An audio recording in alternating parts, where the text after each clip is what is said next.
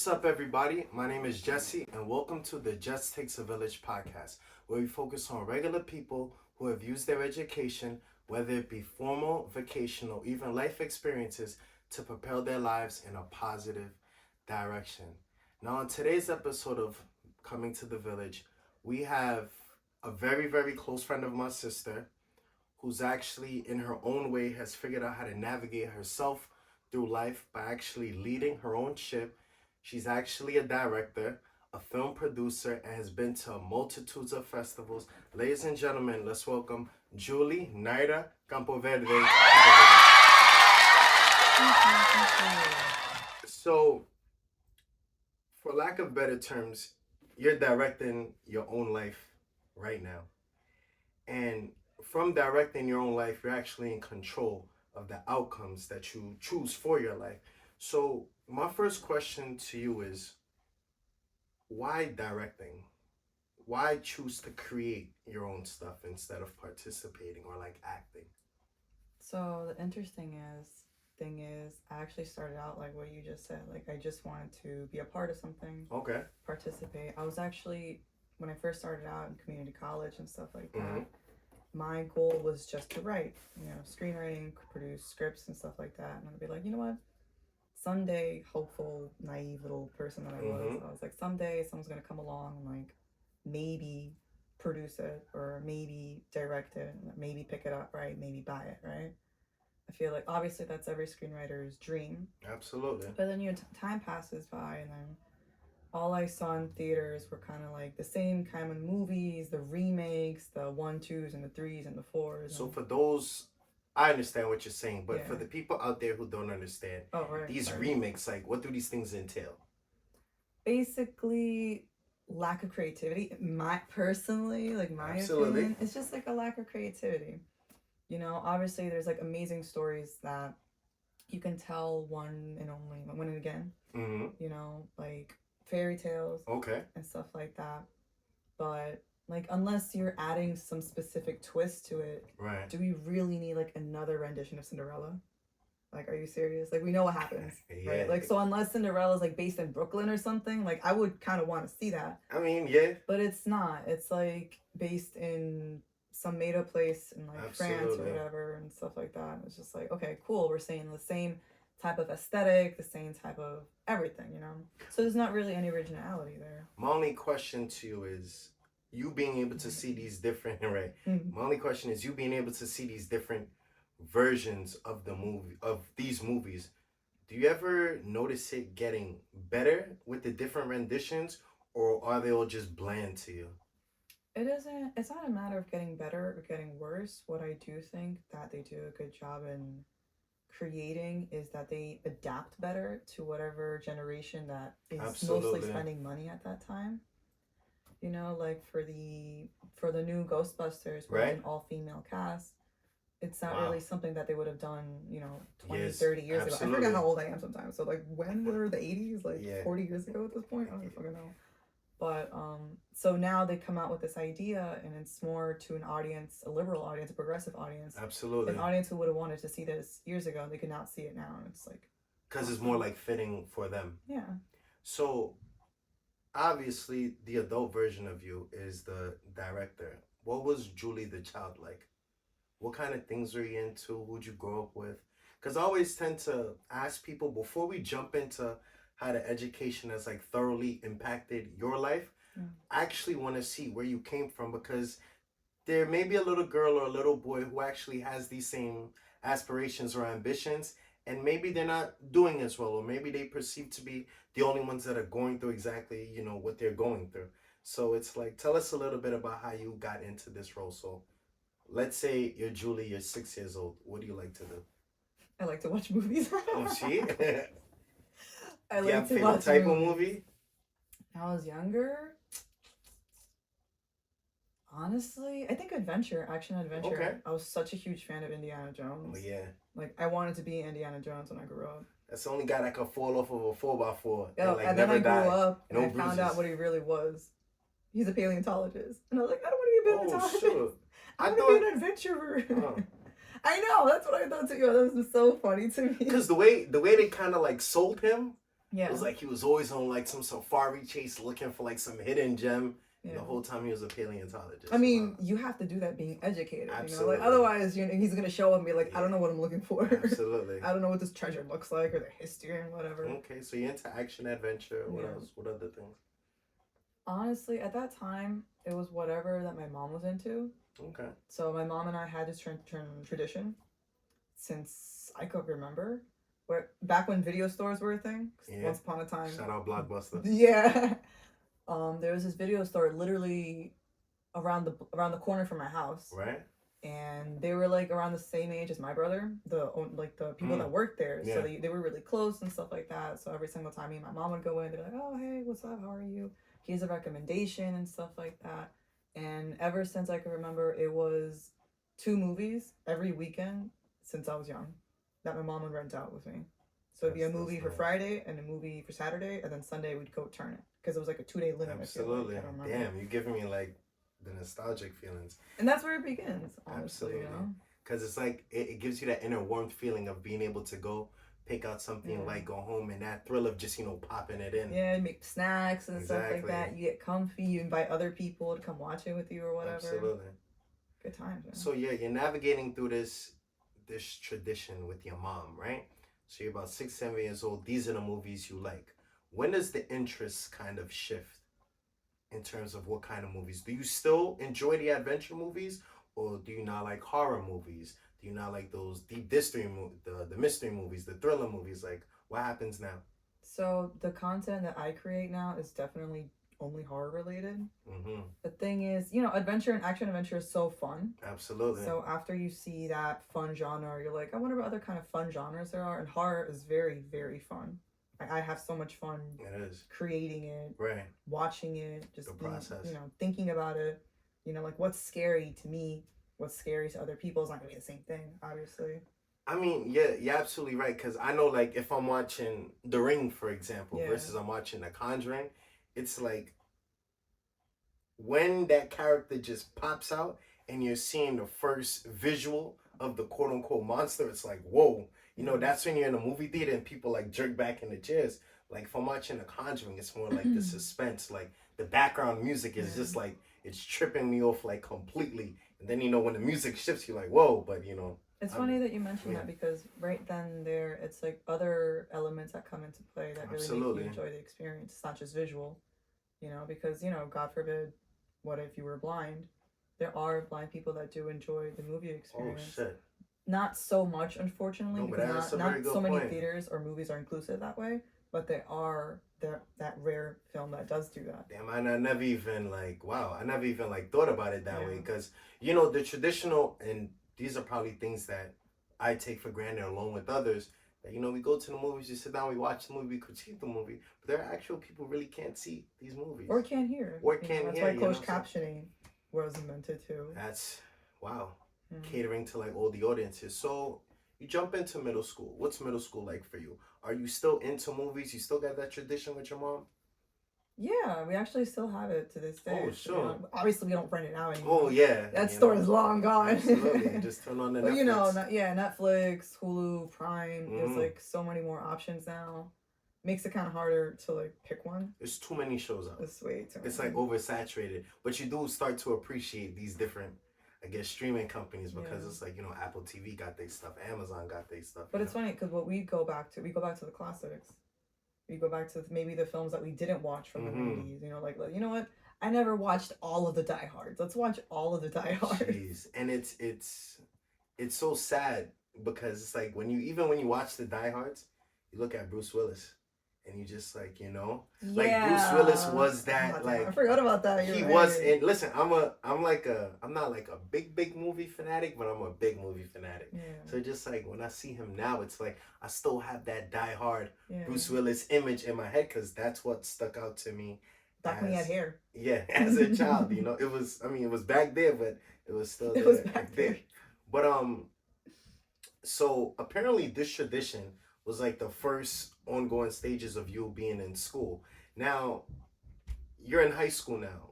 Where are we mentally in terms of you pursuing this? Oof. Yeah.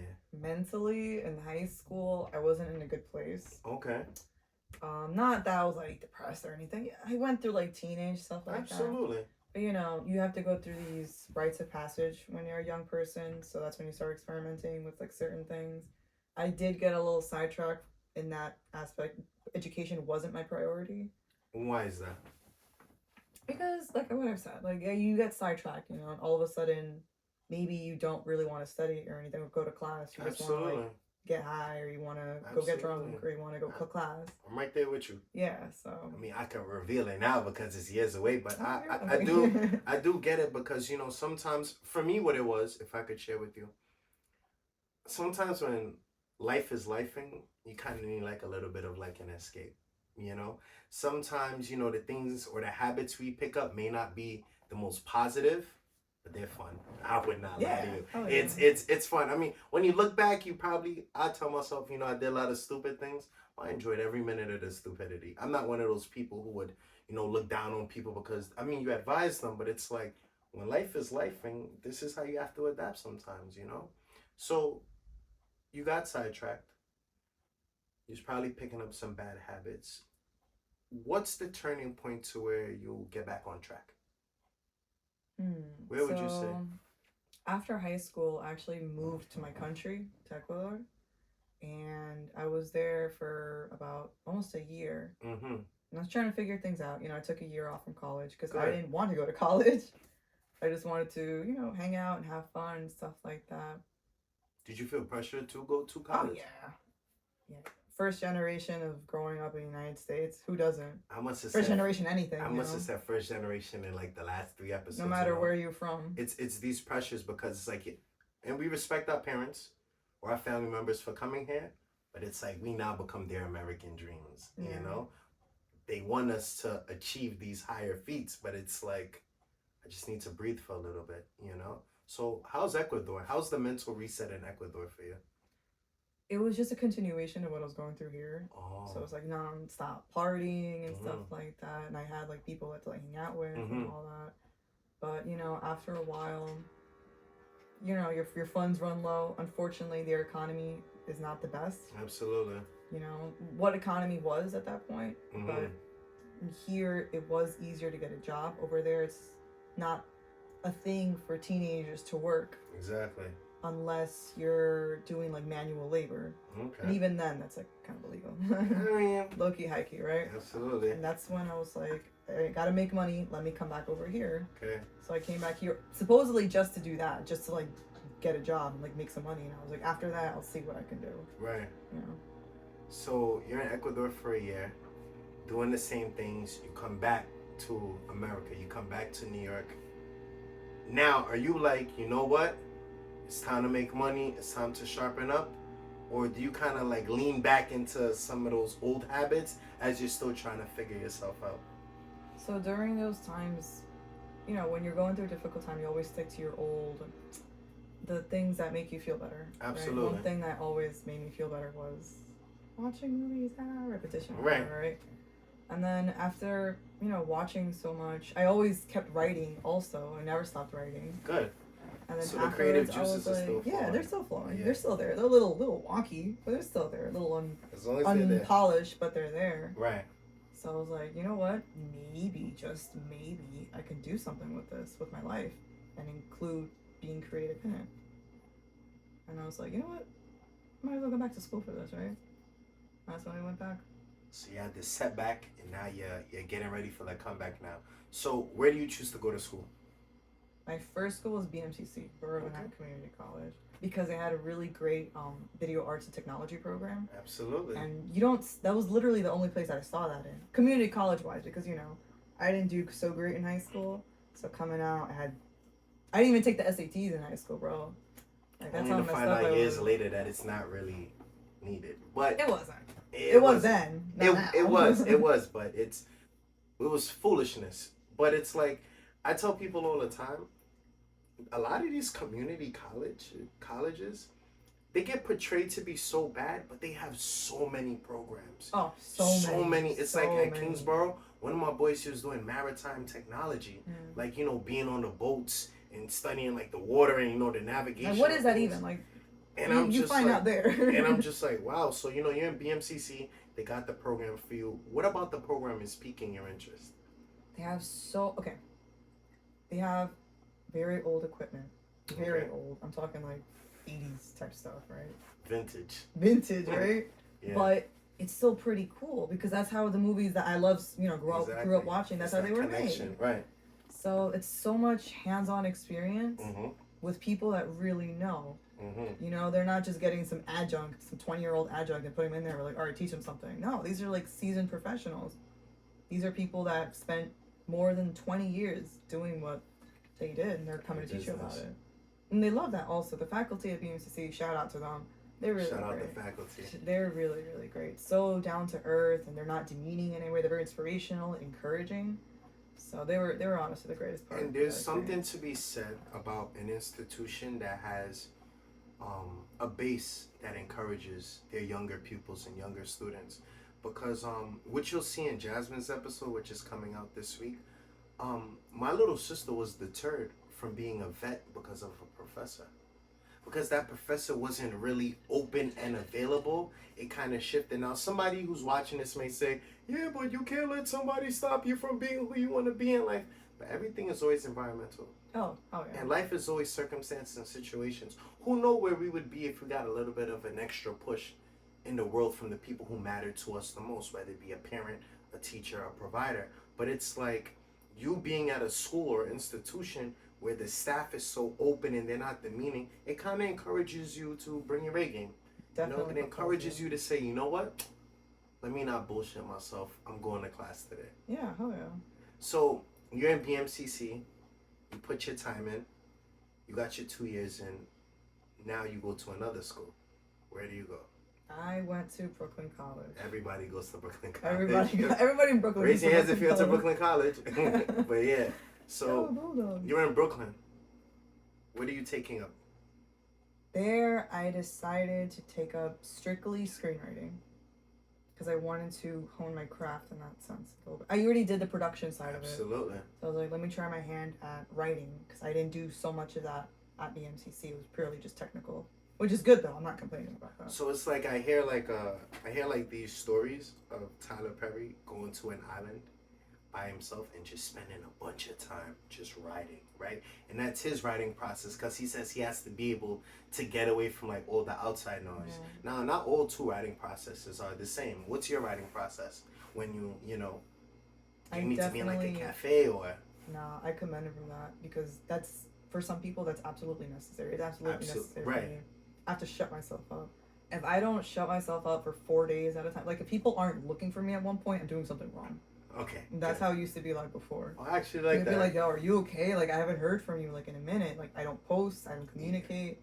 You just have to do that to really get it out of you. To focus and to focus. Otherwise. So what's your? I don't want you to like divulge the process in itself. Yeah. But are you someone who just starts writing and then you start picking out things that you like and getting rid of the things you don't like, or are you someone who's like constantly brainstorming, or like let's say you're walking on the street, you like pick out inspiration from like a conversation like you overheard, like give like the people like an example of how you go about these things. Okay, so it's everything you said. Wow. It's everything you said and Yeah. more honest. Actually, like I have on my notes, Mm-hmm. I have like ideas just in case that if I'm outside, I don't have my notebook with me, obviously. Yeah. Because life and stuff like that. I'm not Right. gonna carry a notebook with me everywhere. Absolutely. So I would like take it out and I would write something down, and then obviously afterwards I'll take it out and be like, "Old man eats sandwich," and be like, "What was I thinking?" But then if Yeah. you put yourself back in that memory space and Right. you're just like, "Oh, that's what I wanted," then I could write it Right. down. Because I try to transfer it to my notebook as soon as I can, because otherwise you Absolutely. forget about it. But yeah, everything that could inspire you, anything that gives you an idea, a notion, even if it's just one line. Sometimes it's just one word, like birds. I'm like, okay, obviously I don't know what this shit means, Right. but in that moment I was thinking this, I connected it to this, and I wanted to talk about that. So I really like that answer too. So you being at Brooklyn College, right? It's a lot bigger than school because just like in BMCC, now you have the staff, you have the network. So before I get into the network, I want to ask you, which staff do you think was more accommodating? The BMCC staff or the Brooklyn College staff? So For your needs. in the span of my 6 years of education, Mm-hmm. I went to 3 schools. Oh. EMCC, Brooklyn, and then City College for my MFA. And I say this everywhere I go. I don't really care who gets mad about it. But BMCC was the hands down the best school out of all 3. Absolutely. Just because of the environment, the no judge zone, it's a judge free zone, right? The programs and extracurriculars. Like they had a club for like video production. Jeez where Louise. everyone would come together and pick one production or 2 and they would work on it individually. Like they would come together to make movies. Like wow. where else did they do that? You know? Yeah, and it's just like, you know, you as a child, first year watching the movies, then, you know, you start creating the movies, but like you take a little break in between, actually start writing, and it's like you're really honing your skills at all these elements of, I guess, I don't want to call it filmmaking or like film production. Yeah, they can call it both. For lack of better terms. And it's just like, do you feel a sense of fulfillment as you're going through like these school phases? I know what in that moment, I know that what I was doing was part of a process, and I was happy to be part of that process. Right. Because in my mind, I was like, at the end of this process, I will be a better person. I'll be better educated. I'll be enlightened, illuminated, right? So it was definitely a good feeling. So now let's turn towards the upwards trend, right? Yeah. So based on doing the research, I seen you've gotten a lot of awards for what you've been doing so far in the film world. You know, my sister's always raving about, you know, you're always at some festival, you're always in the loop, you're making a name for yourself. The first time you get recognized for your work, explain to the people, what's that feeling? I don't think pride really cuts it. I think it's appreciation. Right. It's appreciating the fact that others appreciate you. And it's like, I appreciate you appreciating me, you know? Absolutely. That's like what it is for me. Well, you know, and I always tell people, one of the biggest reasons why I made, you know, this podcast, why I created it, was there's not really an outlet for us. I'm talking about like in the podcasting world, because I always refer to the fact that, you know, there are podcasts about celebrity drama, rappers, gossip, basketball players, IG models, and everything across. But there's nothing for us regular people. Not to say that what you do is regular, but there's nothing for the day-to-day person who gets up there and actually fight to chase their dreams. Yeah. You know, there's nothing for us people that say, you know what, we appreciate the things that the average Joe or Josefina does, you know? And it's like, you know, I want to tell you, and obviously, you know, we don't know each other that well, but I want to tell you, I appreciate everything that you do within your craft, you know? Because one, it's so much, and I'm gonna say this, I'll probably get flack for it, but it's something to say about a woman who actually wants to navigate through life without having to use, quote unquote, her looks to push her to a place. There's something about a woman who actually wants to sit there, study, you know, you fall in a hole, you climb yourself back up, and you're creating something, you know? You serve as an inspiration to a lot of younger children and a lot of younger girls, you know? And it's just like, these are the role models that we need. You know, how many little girls or little boys could say, hey, you know, my mom is a film producer? The Nepo babies. You know? And it's Nepo just babies. And it's just like, you know, these are the things that are needed. So, you know, I am gonna tell you again, like, I really, really, really appreciate what you're doing, especially as a person of color too. Because there are barriers that you have to face that I probably will never have to face in life, you know, just off the fact that, you know, I'm a man in the world, and your fight is, you know, 10 times harder, and you're still pushing through. So thank you for that. So Thank you. So you said pride doesn't really cut it. It's a level of appreciation, right? So you get your first award. Who's the first person you call and tell? So my very first award, it's really funny. Mm-hmm. I wasn't even there to get it. So it was actually a film festival at BMCC. Okay. It was one that I won personally because I have a production that won an award, Mm-hmm. but it was mostly like my sound guy, who is like was my best friend all throughout college. So shout out to you. Shout out the sound guy. Yeah, right. So but that was his his Right. achievement, which Okay. I was totally proud about. Absolutely. It was part of my production. Shared I hired success. him. No kidding. I mean, I did, but Yeah. But the first time I won an award was for some low budget short film that I made. That I remember I showed. It was 1 year after I graduate. BMC always welcomes me back. So Alumni. yeah, hell yeah, right? So they always welcomed me back, and I went back with this short film, and I was like, they showed it and stuff like that. And in that time, I was sitting behind some people, and people were like making fun of it, and they were like, "This shit is so weird," and I was like, "No, they don't get it." Yeah. And then afterwards, I was like, "I don't want to sit through the rest of this shit. I'm gonna go eat my feelings at a diner." And I was eating pie with a boyfriend at the time. Okay. And I was just like, I'm so upset because they said my movie's fucking weird. And then like I said, I didn't stay for the award ceremony or anything like that. And then all of a sudden, like, my phone starts blowing up, and it was my friends that I left behind. Yeah. And they're like, "Why are you?" And I was like, "I'm eating my feelings at a diner because this happened." Absolutely. And they're like, "Okay, that's great, but you have to come back because you won something." Holy shit. And I was like, I thought they were joking, and I was like, "Okay, thanks guys, I really appreciate your support." And they were like, "No, you seriously won something." And I was like, "Oh shit, what'd I win?" They're like, "All right, but you got to come back to see what it is." Wow. And I was like, all right. So I go back, and it turns out I won Best Director. Oh shit. I know. Wow. It was so funny. Because the guy I was with, I was like, "We have to go back to the school." And he was like, "We just left though." And I was like, "Yeah, but I won something, so I have to go back." It was really funny. So, and then I took a picture with it, and I was just like, almost smug in a way, because people were making fun of it earlier, and the next thing I know, I had an award in my hand. And I always say this. People will always make fun of, even if you don't like it, people always make fun of it. And partially the reason why they make fun of it is, I think, like, in their conscious, they can't do it. So it's naturally to tease it. That's how I feel sometimes, because I always tell people it's always easy to critique something. Yeah. Tell me 5 things positive about what you just seen. Because it's something to say about somebody who always wants to nag and nitpick, right? If you walk into something with a negative mindset, you ignore all the gems behind it. It's that pessimism. It's right. And, I've learned that, as you get older and as you mature, you learn to appreciate things. Don't just look at something for being low budgeted or it's weird. Try to look at it through the creativity.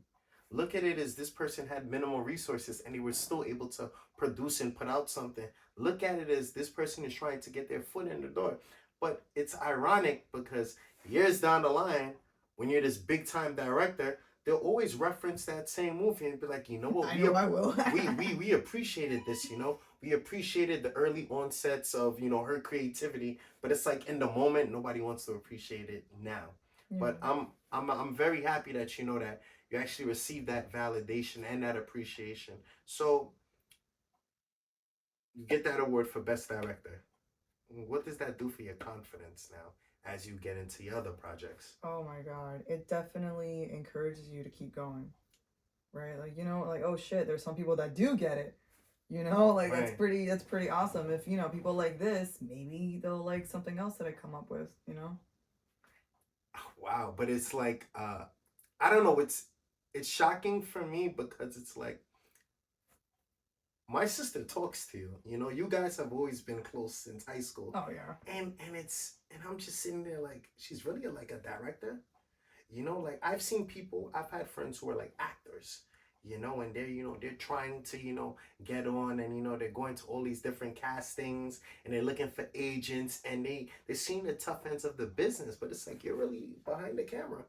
And you're really screenwriting and you're actually picking people. So one selfish question I want to ask is, when you go to pick, I don't know if you pick the cast or if you have somebody who does it for you, but when you go about that process, how do you know who fits the role perfectly?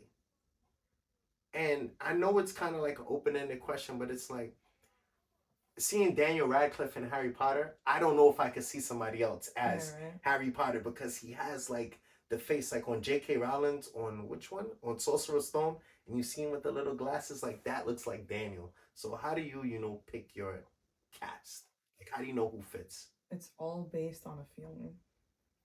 Usually how auditions go is that you pick out a side from a piece from the script, which we call them sides, ironically enough. We printed it all out. It's the same one. Right. Everyone reads the same exact line. Okay. And at one point, you're just like, oh my God, I really have to hear everyone do the same exact thing. Right. And unfortunately, that's how it is. It's a little tedious, but you have to do it. Right.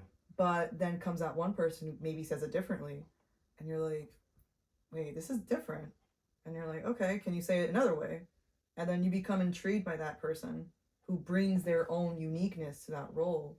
And then you're hooked from that moment. In my opinion, that's how I felt. Join the band. Yeah.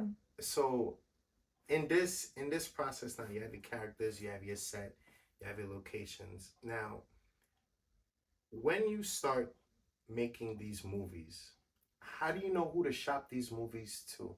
Like, where do you say, hey, look at my movie, this is the art I'm creating? How do you go about that process?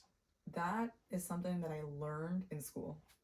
Because, when you make something, you're like, I want everyone to see it. Absolutely. Everyone has to see this right now. And unfortunately, that's not how it works. If I make a horror movie, I'm not going to force someone who doesn't like horror movies to watch it. Got it. So that's something I learned in my MFA. So they gave us classes on like marketing and how to distribute your movie. You have to know your audience. And you have to do that as soon as you write it. Not even when you start making it. So here's what I want you to do. I know what an MFA is, but explain what an MFA is. So an MFA is basically your master's. After you completed your 4 years of education, you could continue to pursue your education in any other type of institution for 4 years, 2 years, 6 years, depending what your education is, right? If you're a doctor, I think it's 6 years almost. Yeah. But for me, it was only 2.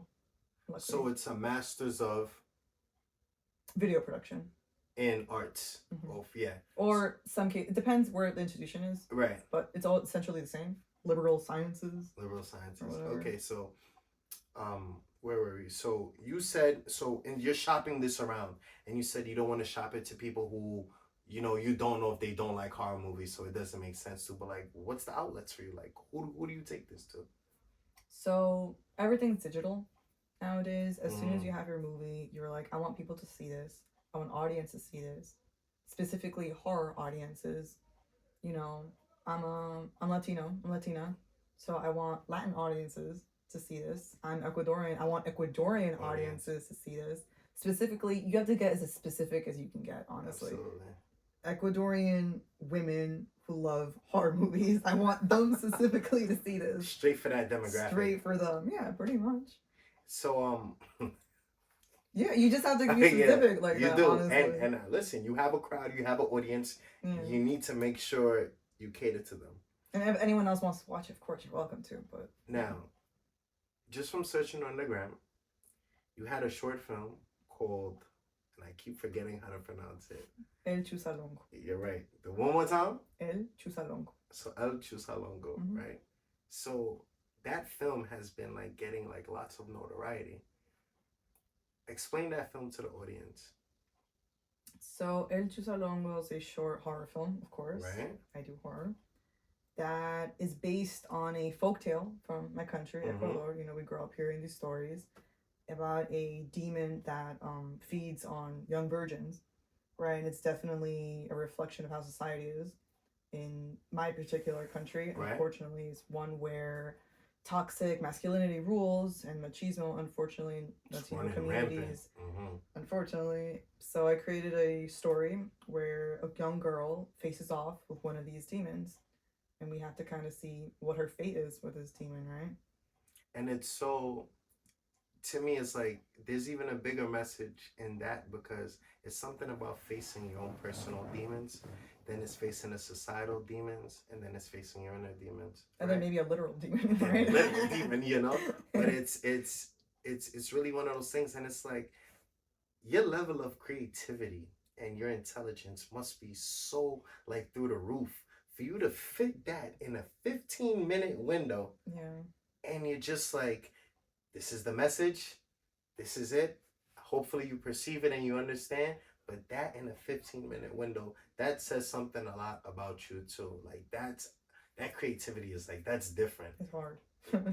I would only imagine. It was so hard. There are people who sit. To me, this should have been like 30 hours. Yeah, and it's like there's people sitting in a movie theater for 3.5 hours. And it's just like you got that in 15 minutes. What does that short film mean to you personally? My heritage. This is where I came from. This is what I will go back to one time and time again. This is what I want the world to know about my Right. country, not just negative aspects of it, because every culture, every country has Absolutely. it, but the historical side to it. We're capable of art. We're capable of history. We have history, obviously. Very rich We're history. capable of storytelling, production, creation. That's very deep. So on this podcast, it being called Just Takes a Village, we also tend to focus on the members of our village who have given us this support to just keep pushing forward. And it takes a village to raise a person. So who are the members of your village that really said, you know what, we got your back no matter what, even if it's 3 people, 2 people, one person. Like, who are these members, if you would like to mention them? I have so many people to thank, honestly. Of course, it always starts in your home. My Absolutely. mother was always very big on education. Right. I didn't even have my own TV until I was like in high school, Okay. which is fine. You grow up with novelas and stuff like that. I wasn't Absolutely. complaining, but everything was reading. And since my first language is Spanish, I read Spanish books, Spanish Okay. folk tales and stuff like that. And then, so like typical Latino household, right? We have like 8 people in like a 2-bedroom apartment. That's totally fine. I love Family. Family's family. That's a fact. And my godmother lived with us, and she was an artist as well. Obviously, in the United States, she dedicated her time to something else. Absolutely. She survived, but in our country, she's a teacher, and she was an artist, beautiful artist, by the way. But she taught me penmanship because I had horrible handwriting. But she taught me how to write. Right. She taught me how to create stories. She would give me an outline, be like, give me a beginning, a middle, and end. Wow. And I'd be like, okay. And I would make up something about oranges and ponies. And then she'd be like, that's great. I love that. You should continue doing something with that. Wow. So the And I'd be influence like, has "Oh, always right." been there in the home. So you got mom, I got godmom, my godmother, yeah. who else? And then it was mostly them two. Okay. Parents, Yeah. not all parents, I understand, but if you're lucky, your parent will always be behind you. Absolutely. 100%. Maybe they don't understand. My mother didn't understand. My godmother did. My mother didn't, though. But no matter what it was, she was just like, if that's what you want to do, go for it. There's other options. I would like you to take those options. However, clearly you're going to this one side. So if you're going to do it, you might as well do it well. Sometimes with those options, I know they mean well because they just want you to survive. Yeah. But there's something to say about people who just don't want to survive. People who just want to live. They want to make their art, create their art, show their art to the world. Their art. They want to enjoy their art. Is that such a crime to enjoy it? I mean, my mom, when I would draw, doodle, or even when I used to go to art classes, she kept everything. Yeah? Everything. I have so everything upstairs in a folder, even all my report cards from like kindergarten up till now. And she always used to tell me, draw it, I'll keep it for you. I'll hold it for you. Mm-hmm. And it's like, even as kids, you doodle, your parents come, stop drawing. But it's like in that very moment, as you take that, I mean, there's a time and place for everything. But once you take that paper, you kind of like kill their dreams on the spot. And it's like, even though kind of, your mom didn't understand at first, your godmom was the one saying, yo, keep going. Mm-hmm. Show me this. It's something about putting you put a little bit of inspiration in a child and it sticks and they hold on to it. And this is how 20 years later, you still can go back to that memory and say, you know what? This got me started. This is where I started. On the journey. So you go through the highs, the mediums, the lows, but in your core, you remember that first little bit of inspiration. And look where you're at today. Look how far you've come. Look at all the hard work you've put. Inspiration goes a long way. It does. And now it's like you get to watch your own movies. So it's like a full circle moment. It is from you go in, you get the movie, you pop it in, and now you can say, Mom, you watching one of mine today. Yeah. Big flex. Biggest flex ever. It's something to be said. So I got like 2 questions left because I don't want to keep you for too much longer. But in a perfect world, you have a child, right? Yeah. And your child goes, Mom, I want to be just like you. What are 3 bits of advice you can give her to your future child? Don't do it. I'm kidding. I'm kidding. I'm kidding. Just 3 points. Do your research. Do your research. Find out if it's actually what you love. What moves this career choice? Is it money? Is it passion? Right. Either or is totally fine. Like if you want to work for money, that's totally fine. Obviously, yeah, it's totally up to you, right? So yeah, research, find what your passion is, and then what else would I say? Determination. So research, find what your passion is, and determination. Now You have to be determined. No matter what it is. Honestly, if you're gonna do something, might as well do it right. So it's like, this is what you would tell your future child, right? Do you think these are things that you wish were told to you as you were starting this journey? They were told to me later down the line, though. Okay. When I'm already too deep in. And unfortunately, you're gonna have that realization where it's like, you're in a very competitive space. Right. This is something that they said like every year that I was in school, in my college experience at least. They would be straight up with us. They're like, listen guys, you're in a very competitive space. Everyone is trying to do what you want to do, and only a select few would be able to move on. And if you're a person of color, you've got it. Your space is even smaller than that, right? Drop the bricks on the back. Yeah, I'd be like, oh, okay, cool, I guess. But, you know, knowing that, it really helps you move forward.